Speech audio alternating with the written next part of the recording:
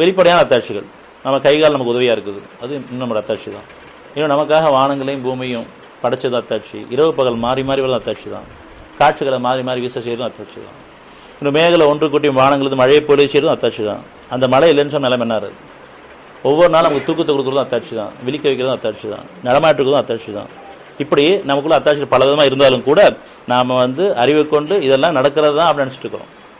அதன் காரணமாக உடலில் ஒரு கஷ்டம் வருது, பெருமை கொண்டதன் காரணமாக. இப்போ கஷ்டத்தை நீக்கப்படுறது அத்தாட்சி ஆக்கி கொடுத்துருக்காங்க. பல கோணங்கள் அத்தாட்சி. இதுக்கு முன்னாடி ஏதாவது மருந்து சாப்பிடுவோம், இப்போ அதெல்லாம் சாப்பிட கிடையாது. இறைவனுக்கு திரும்புகிறோம், அதுக்கு அத்தாட்சி கொடுக்கப்படுது. இந்த அத்தாட்சியில் ஒவ்வொன்றுமே நம்மளோட இறைவனுக்கு உறுதிப்படுத்துறதுக்காக தான். அப்படி இறைவன் உங்களோட இருக்காங்கிறதுக்காக 41-53.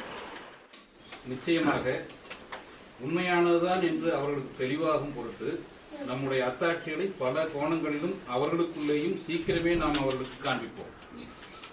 இறைவன் நிச்சயமாக எல்லாவற்றையும் பார்த்துக் கொண்டிருக்கிறான் என்பது உனக்கு போதுமானதாக இல்லையா? அதனால இந்த பாதையில் நமக்கு தேர்ந்தெடுப்பதற்கு காரணமே நீங்க இறைவன் உங்களை தேர்ந்தெடுத்திருக்கான் இறைவெளியில வாழ்றதுக்காக, அதாவது இறைவனை சார்ந்து வாழ்றதுக்காக. நம்ம இறைவெளியை கூட்டமாக இருந்துகிட்டு மறுபடியும் ஒரு மதமாக்கிட கூடாது. ஒவ்வொருத்தரும் தனித்தன்மையோட வாழ்றதுக்காக தான் இறைவழி. நீங்க மனிதன் நிலை அடையணும்னு சொன்னா தனித்தன்மையோட வாழ்ந்தா தான் மனிதன்.